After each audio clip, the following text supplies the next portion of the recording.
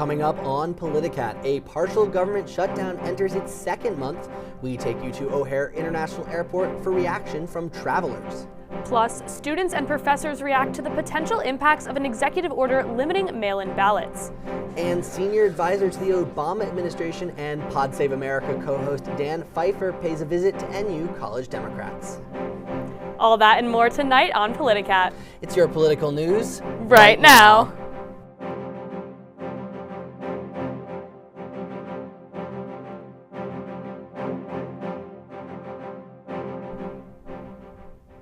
Good evening and welcome to Politicat alongside Victoria Ryan. I'm Jonas Calderon Blum. According to a recent NBC News poll, President Trump's job approval rating has hit a new low for his second term. Overall, just 37% of Americans approve of the president's performance and 63% disapprove. Two-thirds of respondents also disapprove of both Trump's handling of inflation and the conflict in Iran. There has been some improvement in Americans' approval of the administration's handling of immigration, seeing a 4-point increase since early February, but still remaining below water at 44%. The poll highlights challenges Republicans face as they look to defend their majorities in Congress during this year's midterm elections. The conflict between the United States, Israel, and Iran has escalated in recent weeks with global consequences. NNN's Gabriela Umber-Hermedaliu has more on what sparked the war and why it matters. Thanks, Victoria. What's now being called the Iran War began on February 28th, when the United States and Israel launched coordinated strikes on Iran. U.S. officials said the goal was to eliminate what they called imminent threats and prevent Iran from developing a nuclear weapon. Over the next 50, what now has turned into 52 days of the conflict, the U.S. and Israel have carried out thousands of strikes on Iranian targets, one of which included an Iranian elementary school that killed over 120 children, resulting in extensive backlash by international governmental organizations and U.S. allies. Israel alone conducted more than 10,000 airstrikes in Iran and Lebanon combined, while the U.S. launched thousands more against military sites. Iran responded by firing over 650 ballistic missiles towards Israel, many of which, but not all, were intercepted in Jordan's airspace. They have also targeted areas in Iraq, in Kuwait, and parts of the UAE during the span of the conflict. The attacks have killed thousands of civilians across the Middle East and threatened the lives of many more, including American military personnel. The war has also spread to neighboring countries, including strikes in Lebanon and involvement from regional actors like Jordan and Qatar. After 52 days of fighting, a temporary ceasefire took effect on April 8th, but tensions are still high. Now, the focus has shifted to the Strait of Hormuz, a critical shipping route for the global oil. About 20% of the world's oil supply passes through this narrow waterway. Iran has restricted access to the strait, disrupting global trade and driving up energy prices. In response, U.S. President Donald Trump has threatened a U.S. blockade of Iranian ports, saying a peace deal will, quote, happen one way or another, the nice way or the hard way, even as he pushes for the strait to reopen. Negotiations over the weekend failed, with the U.S. attacking an Iranian cargo ship and Iran allegedly hitting 2 Indian-flagged ships attempting to cross the strait. U.S. officials state that access to the strait is vital to any possible peace deals going forward. The disruption has already sent oil prices higher and could impact anything from gas prices to food supply. The U.S. Vice President and other officials were expected to go to Islamabad in the coming days, though it was put on hold after Iran communicated that they were not interested in further peace talks. Earlier today, President Trump announced he was extending the 2-week ceasefire just hours before it was expected to expire, due to Tehran's government being, quote, seriously fractured. The rest is still breaking. Back to you, Victoria. Thanks, Gabriela. The partial government shutdown has lasted for over 2 months, which prompted President Trump to send ICE to airports. Philip Lamb is at one of Chicago's airports speaking with travelers and has the latest. I'm here at the Chicago O'Hare International Airport, where NNN previously reported about that partial government shutdown that impacted TSA and caused President Trump, as you might recall, to send ICE agents to airports across the country to aid TSA. Now, we caught up with travelers today to get their reaction to this operation as it approaches its 1-month mark. The guy's a fascist. He's just doing populist stuff. This traveler says President Trump's decision to send ICE to airports is a show of power. People they don't like live in Chicago, right? So he's putting people at the airport in Chicago, and that shows his base. Oh, look, our president's doing so. It's just theatrics. Some TSA agents began calling in sick due to the partial government shutdown, now lasting over 60 days. Train to Terminal 2. Even so, one frequent flyer says these delays aren't bad right now. I was flying in from Dallas this morning, or this afternoon actually. There was like literally nobody. Like it was less than 2 minutes. And back on campus, one international student saying ICE wasn't exactly top of mind, nor did the agency do much to ease the long lines during spring break. One thing that was going on in my mind was I wish I had TSA pre-check. If you're Turkish, you don't qualify for Global Pass or TSA pre-check or anything. Travelers taking precautions at the terminal and urging others to do the same. Make sure your papers are present, and make sure your papers are ready to present to whoever, because they will grab you. At O'Hare, Philip Lamb, Northwestern News Network. Now, we are expecting Congress to vote to end the shutdown this week. As the war in Iran drives up fuel costs worldwide, the price you pay for your airfare might look very different from past travels. NNN's Micah Sandy is here in the studio to explain more. Thanks, Victoria. Graduation season and summer are not too far away, which means air travel for many Wildcats. You've probably experienced sticker shock at the gas pump, but you might encounter it at the airport too. This chart right here shows the cost of jet fuel per gallon.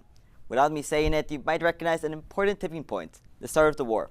This highlighted portion represents costs after the United States struck Iran on February 28, with the latest costs from the U.S. Energy Information Administration sitting at $3.93. One stark difference, how steep this hill is from this hill. Before the war, costs were at $2.47, which makes for an increase of 59.11%. You might not care about the hills or this number, but airline CEOs do. And this number trickles down to the consumer through price increases for airfare and bag costs. In some cases, route cancellations too. As of this month, American Airlines, Delta Airlines, and United Airlines have increased their prices for checked bags on domestic flights. Bags 1 and 2 will cost $10 more. If you have a third bag, that'll be $50 more. And Southwest has so far changed costs for bags 1 and 2 only. Other airlines have followed suit with different hikes of their own.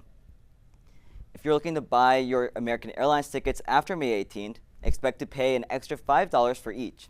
That will make bag 1 cost $55 and bag 2 $65. Now for airfare, domestic planes tend to use 750 to 900 gallons of jet fuel per hour, and jet fuel makes up 20 to 30% of the cost to run a plane. If you're planning to fly internationally, you're looking at 1 gallon per second, or more than 3,000 gallons per hour. As you might guess, this means airfare, without considering baggage, will take a hit. Domestically, if you're flying for your friend's graduations, you're looking at fare increases due to time, but also a slight influence due to gas. Look at these costs to New York, Boston, Los Angeles, and Miami, and how they have changed over the past few weeks. If you're a senior and your loved ones are planning to fly into Chicago in June, here are those costs. They're increasing, they're looking pricier than in years past, and you take the risk of them increasing even more if you want. Something else that can drive costs even more, fewer seats. These airlines are canceling plenty of routes for the coming months, and more are to come, especially red-eye or midweek routes, which means a lesser supply regardless of demand. I'm no airfare expert, but the general advice, buy those tickets yesterday. Back to you at the desk. Thanks, Micah. 2 members of Congress have stepped down after allegations of sexual misconduct. California Representative Eric Swalwell is accused of assaulting a former staffer. That staffer said she was too intoxicated to consent. This is just one of multiple allegations against Swalwell. Texas Representative Tony Gonzalez is accused of having an affair with a staffer who died by suicide last fall. Both congressmen have resigned, and the House Ethics Committee released an official statement claiming it is working to stop misconduct in Congress. The committee said that since 2017, it has investigated 20 allegations against a member of Congress. Coming up, I'm breaking down the feud between Pope Leo and President Trump, the latest in the back and forth drawing attention across the globe.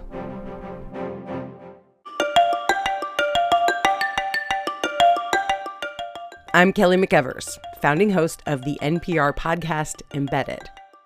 I'm James Edwards, host of the Unresolved podcast from Frontline. I'm Antonia Cereijido, former senior producer of Anything for Selena podcast and current executive producer at LAS Studios.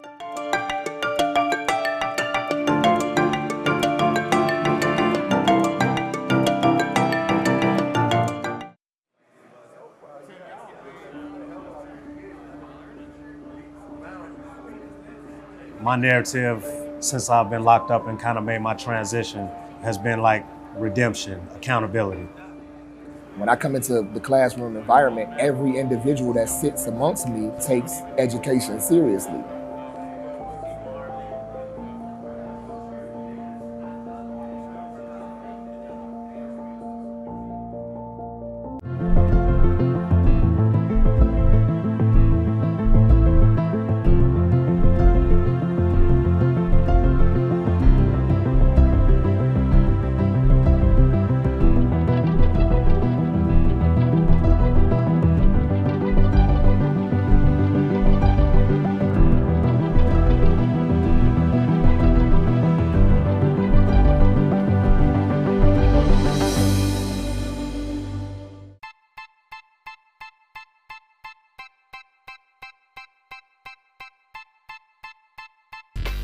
My relationship with Giannis is unique. We're from the same country, we're from the same city.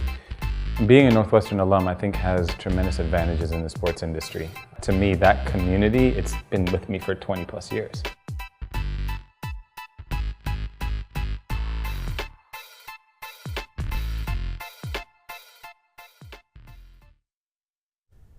Welcome back. The Supreme Court dealt a major blow to conversion therapy bans across the country last month. And here in Illinois, a law that has protected LGBTQ youth for a decade is now on uncertain ground. NNN's Jasmine Kim has more on the Northwestern community's reaction.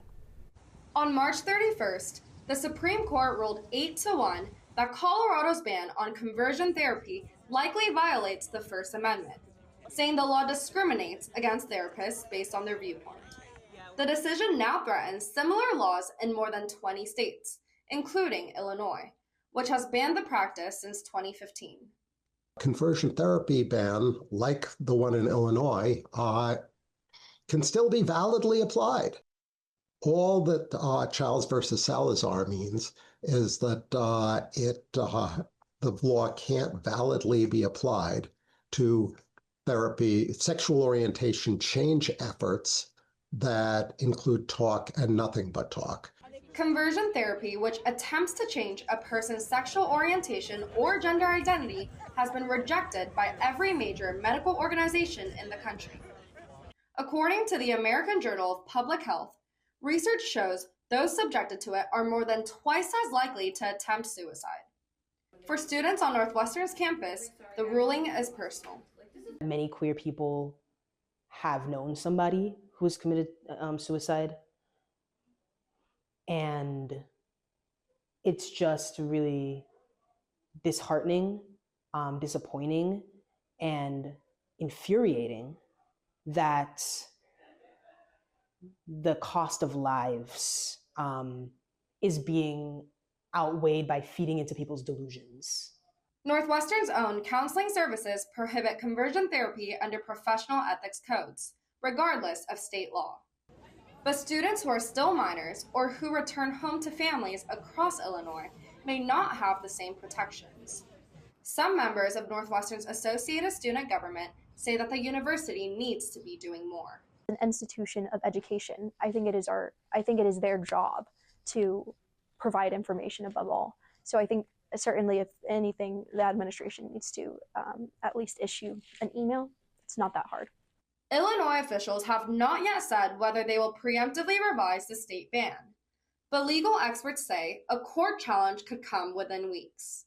In the meantime, advocacy groups are urging LGBTQ+ youth and their families to know their rights and document any potential violations under current state law. The Illinois ban remains on the books, but after this ruling, its reach is narrower than it was before. In Evanston, Jasmine Kim, Northwestern News Network. You can reach the Illinois LGBTQ legal hotline at the number below on your screen from 9 a.m. to 4 p.m. Monday to Thursday. Tensions are high between the Vatican and the White House after President Trump lashed out at Pope Leo XIV following the Pope's criticisms of the Iran war. Here in the studio is NNN's Grace Wong with more on the ongoing contention. Grace? Thanks, Jonas. Pope Leo has been criticizing Trump's military actions for a while, but Trump's April 7th post was the last straw. Trump posted on Truth Social saying, quote, "A whole civilization will die if Iran does not open the Strait of Hormuz by Tuesday night," end quote. Pope Leo directly rebuked Trump, saying that the threat was, quote, "truly unacceptable." The digital conflict lasted for days, with Trump posting multiple lengthy paragraphs on Truth Social in retaliation. According to Trump, the Pope is, quote, "weak on crime and terrible with foreign policy." He also said, quote, "I don't want a Pope who criticizes the President of the United States." The dispute climaxed the following Sunday when Trump posted an AI-generated image that depicted him as a Jesus-like figure. The Truth Social post immediately went viral as Christians and Catholics condemned Trump for what they called potentially blasphemous implications. While Trump claims the photo was a portrayal of a doctor, many of his supporters saw it as another attack against the Pope. What's interesting about this feud is the backlash from Trump's religious voters. According to Pew Research Center, Trump won a majority of Catholic voters in 2024, taking 55% of the Catholic vote. Yet some on the religious right seem to be pulling away from Trump. According to a poll by Fox News, 60% of Trump's Catholic supporters disapprove of the Iran war, and 31% of those supporters strongly oppose the military action in Iran. The feud may also shake up the 2026 election season for the GOP, as some prominent Catholic conservatives publicly criticized Trump. The consequences of losing those supporters seem to be apparent to Trump, who deleted the AI-generated image shortly after he posted it. Pope Leo has stated that he has, quote, "no fear of the Trump administration," end quote. Right now, the Pope is visiting Algeria, Angola, Cameroon, and Equatorial Guinea for papal duties. While he has referenced war in his speeches, the Pope clarified that he is not criticizing Trump personally. Back to you, Jonas. Thank you, Grace. 23 states filed a lawsuit against the federal government over an executive order restricting mail-in voting. NNN's Chris Kim has more on the case. Illinois is one of 23 states that are currently challenging President Trump's recent executive order, which could limit who is eligible to vote by mail this upcoming midterm election. Now, I sat down with political science professor Laura Arbus-Young, who said that the challenge of passing such federal regulations, whether it's this executive order or the Safeguard American Voters Eligibility Act, is that historically this matter has fallen under state jurisdiction. It's not unheard of for the federal government to work in this area, but the SAVE Act as well as Trump's executive order are relatively large changes that are being pushed. The order, passed to quote, enhance election integrity, calls the Department of Homeland Security to compile a state citizenship list, determining who is eligible to vote in each state. The directive also calls the United States Postal Service to only send absentee ballots to those on this list. According to the Brennan Center for Justice, the federal databases that would be used to compile the list of eligible voters are incomplete and at times inaccurate. Relative to the number of cases of fraud that might be prevented, the evidence seems to suggest that you're going to disenfranchise more people than cases of fraud that you would actually find. NU Vote student fellow Mia Quirino explained that restricting mail-in ballots will affect more than students. Also affects, elderly people who aren't as mobile anymore. It affects people who just don't have the time to take off on Election Day, because Election Day isn't technically a federal holiday. Weinberg senior Brian Din said losing mail-in ballots would prevent him from voting in local elections back home in California. It would be isolating as someone who does care about my own local community issues back in California. And I think it would also discourage myself to vote in the future. Next steps for a lawsuit are currently unclear, standing as one of 4 cases arguing against these mail-in voting restrictions. Chris Kim, Northwestern News Network. Thanks, Chris. NNN will continue to follow these lawsuits as updates arise. And up next, how new Illinois legislation could be changing prediction markets like Kalshi.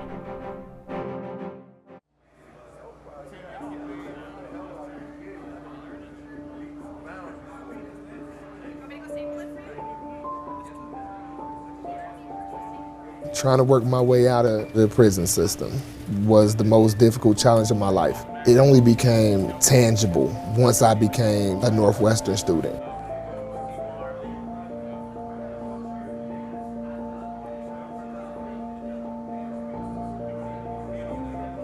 One, two, three, four.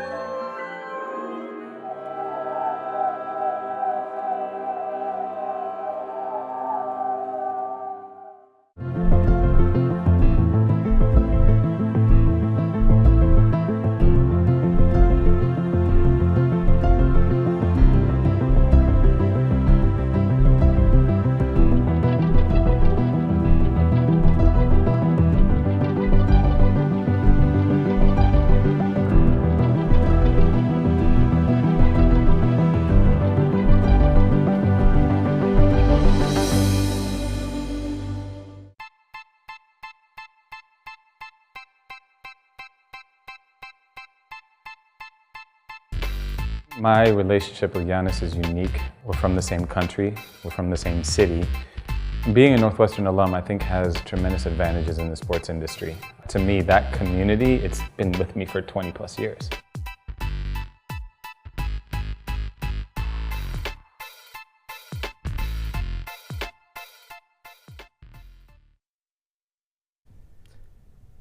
Kalshi, Polymarket, Predictit, these are a few of the prediction markets that have surged in popularity over the course of this past year. NNN's Callie Proctor has more on proposed legislation that could change these platforms. Prediction markets. These exchange-traded markets allow people to place bets on everything from election results to sporting events and Oscar winners. However, there's one key difference that separates prediction markets from classic gambling. On a prediction market, that you're not contracting with the house, the Robinhood, the Kalshi, the Predictit, these different companies. Instead, what they're doing is they're managing an interaction between you and another user. Some critics argue that prediction markets are capitalizing on this difference to circumvent state gambling laws across the country, including in the state of Illinois. In Illinois, many forms of gambling require participants to be at least 21 years old. However, by arguing that they are not traditional betting, prediction markets claim that they're not subject to state jurisdiction. Prediction markets argue that they're not gambling because they're actually exchanges, and that these event contracts are not bets, but future event contracts are like commodities, and they should therefore be regulated like financial instruments. Under federal regulations, prediction markets can allow users as young as 18 to use their platforms. This has raised concerns among many behavioral health and social service experts, who worry it could cause an increase in gambling addiction among young people. Many of these young people are not prepared for how quickly they get caught up in this cycle of anticipating a win, hoping for a win, losing, feeling desperate because they didn't really have the funds to support the wager. This March, Illinois State Senator Michael Hastings introduced the Prediction Markets Regulation and Taxation Act, which would require prediction markets to adhere to tougher state-level gaming regulations. Thielen hopes these proposed laws would provide some ample safeguards to keep people off of the platforms who should not be on them. However, these efforts have faced many challenges. On April 2nd, the Commodity Futures Trading Commission filed a lawsuit against the state of Illinois to reaffirm the commission's federal, quote, exclusive jurisdiction over prediction markets. For now, prediction markets will continue to operate as they have been, pending both legislative and legal action. Callie Proctor, Northwestern News Network. Thanks, Callie. NNN will continue to follow the lawsuit and bills as they progress. President Trump's controversial ballroom construction is allowed to resume on Friday after a ruling by a U.S. Court of Appeals. NNN's Raksha J. Kumar is here in the studio to give us the details. Thanks, Jonas. The Trump administration has the go-ahead to continue construction of its $400 million ballroom, following a ruling from the U.S. Court of Appeals for the D.C. Circuit on Friday. This comes one day after U.S. District Judge Richard Leon ordered a halt to above-ground work. The National Trust for Historic Preservation sued to block construction, claiming Trump overstepped his authority by not getting congressional approval. Judge Leon sided with the nonprofit, but the appeals court advised him to rethink his decision because halting could lead to national security issues.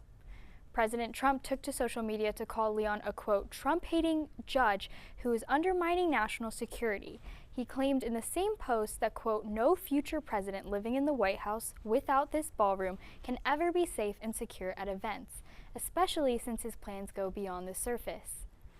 According to Trump, the military is building a massive complex underneath the ballroom, which he tore down the East Wing to build. This will include a bunker with bomb shelters and medical facilities. The 90,000 square foot ballroom itself will be made of high-grade bulletproof glass that would in theory protect the underground bunker from drones, bullets, and other attacks. The money for this construction comes from donations by wealthy individuals and corporations, including Apple, Google, Microsoft, and Lockheed Martin. This funding is part of why Trump argues he has the right to build this ballroom. Back to you at the desk. Thanks, Raksha. Supreme Court oral arguments discussing the legality of this decision are scheduled for June 5th.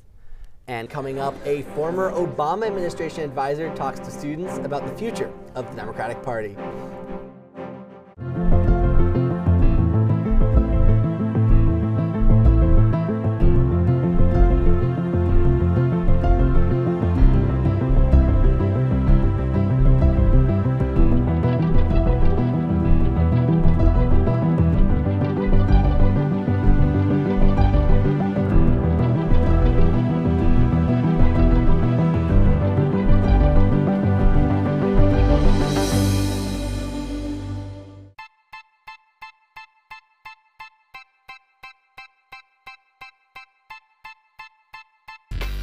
My relationship with Giannis is unique. We're from the same country, we're from the same city.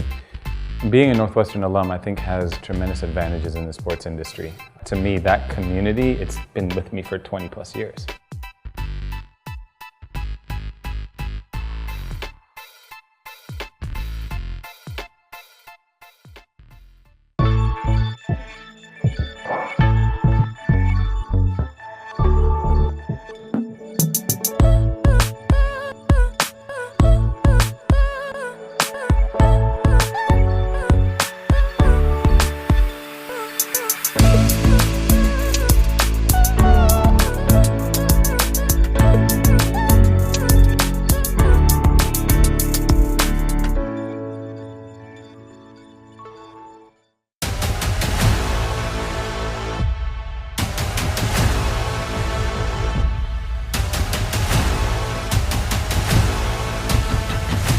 Ready, set, Yano!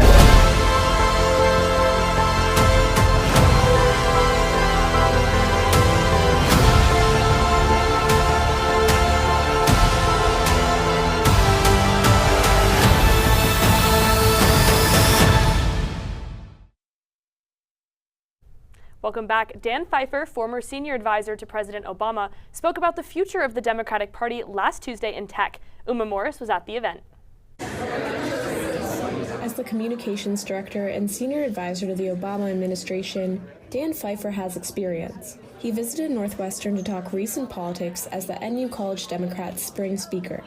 Pfeiffer spoke about how it's important for candidates to use many methods of communication to reach voters, and especially young voters. The most important group in politics are young people, and we get a chance to get them to better understand the political system, to understand the role they can play in making this country better, to hold leaders to account is incredibly important. Pfeiffer is also the co-host of popular podcast Pod Save America. During his talk, he spoke about the future of the Democratic Party. Addison Kitchen was one of about 60 people in the audience. I really liked when we were talking about the future of the Democratic Party, like specifically because even though I identify as a Democrat, I am one that kind of contests the Democratic Party. NU College Democrats started planning for the event back in January. The discussion with Pfeiffer was moderated by NU alum Cody Keenan. Keenan was a speechwriter for the Obama administration. They knew each other beforehand. They both worked for Obama. So yeah, I think they're both very enthusiastic guys. I think Cody asked really good questions. During the conversation, Pfeiffer encouraged students who are interested in politics to join campaigns and stressed the importance of organizing. Organize, protest, hold your leaders to account, put pressure on them, let them know when they do things that you disagree with. And Pfeiffer says he's already seeing that reflected in the student body. It was great. This is incredibly smart questions, very smart students, very engaged students, really impressed by the whole everyone here at Northwestern. Uma Morris, Northwestern News Network. NU College Democrats post about their events on their Instagram at NU College Dems. So, Jonas, we've got the midterms approaching in just a few months. Are you following any races specifically? So yes, actually, tonight, Virginia voted to change their congressional map. They're now going to have 10 Democratic-leaning seats and 1 Republican-leaning seats. This is a big shift in how the balance of power in the House could be. How about yourself? Yeah, I mean, I'm from the state of Michigan, so there's a lot of interesting races there to follow. We've got a term-limited governor, we've got a Senate seat up for grabs with Gary Peters retiring, and then just, a lot of battleground House district seats that I'm kind of looking at. But yeah, well, and thank you for joining us for tonight's edition of Politicat. I'm Victoria Ryan. I'm Jonas Calderon-Blum. Tune into the Northwestern News Report every Tuesday at 7. From all of us here at the Northwestern News Network, good night.